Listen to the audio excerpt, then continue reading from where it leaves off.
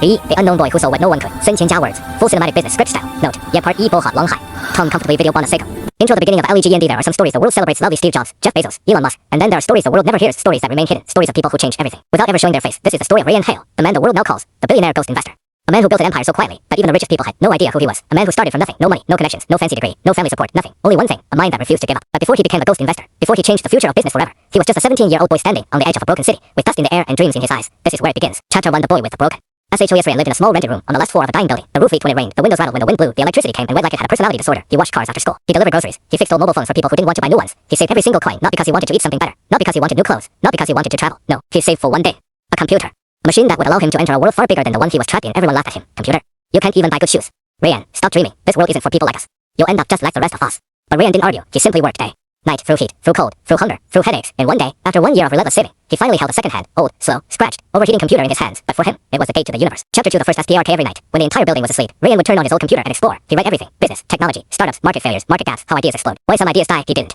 Study like a student. He studied like a hunter looking for patterns, and one night, he found something, a tiny, invisible opportunity, a gap so small that no one in the world paid attention to it. But Rayyan did. It was simple. Small businesses around the world were dying because they didn't understand digital ads. They wasted money. They didn't target properly. They didn't track results. They didn't know what customers actually wanted, and big companies ignored them because small businesses don't pay much. But Rayyan whispered to himself, one day, these small businesses will become the backbone of the world.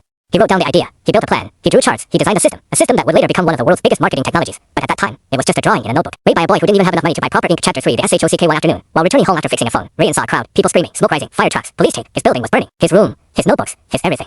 Gone, completely gone. When he finally reached the front, a firefighter stopped him. You can't go in, kid. Everything collapsed. Rayyan didn't cry, he didn't scream, he didn't break down, he just stood still, his mind frozen, because he realized something far more painful. His computer had burned too. The machine he worked an entire year for, the machine that stored all his notes, the machine that held all his ideas gone. Just like that, everyone expected him to disappear into sadness. But that night, Rayyan made a decision that would change the world. Chapter 4: The VOW. He sat on the sidewalk outside the burned building. Ashes floating in the air, sirens fading away, people murmuring, night turning darker. And Rayyan said one sentence to himself: if the world takes everything from me, fine, I will rebuild everything again, bigger.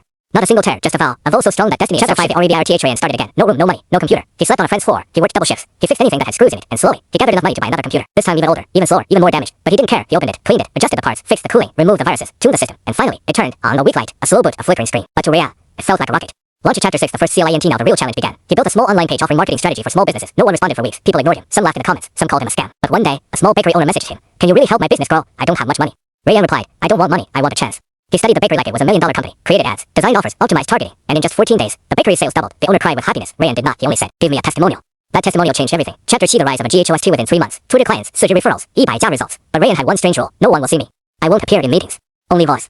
People found it mysterious, some found it weird, some found it genius. But Rayyan knew why. It wasn't about fame, it wasn't about being a CEO, it wasn't about showing his face. It was about building something bigger than himself. And so, without showing his identity, without any office, without any employees, without any recognition, Rayyan built the foundation of a global empire. Chapter 8: The secret SYSTM. After helping dozens of small businesses, Rayyan noticed a deeper pattern. Every successful business had the same 7 hidden behavioral triggers. He wrote them, tested them, refined them, and from that, he created a system so powerful that it predicted customer behavior with accuracy no one had ever achieved. A system that would become the backbone of modern marketing technology. He called it Spectre Pulse algorithm. And this algorithm, this formula, this invention, would become the reason Rayyan Hale would one day be called the billionaire ghost investor. Chapter 9: The end of the beginning. Be the end of the year. Rayyan had 2 businesses using his system, but still no one knew his real identity. No interviews, no podcasts, no photos, no videos, nothing. Only one thing was known: a mysterious genius was changing businesses globally without ever being seen. And this was just the beginning, because now Rayyan was about to enter the world of billion-dollar markets, where giants ruled, where competition was deadly, where innovation was rare. But Rayyan didn't fear giants. He studied them, he understood them, and soon he would dethrone them quietly, silently, like a ghost.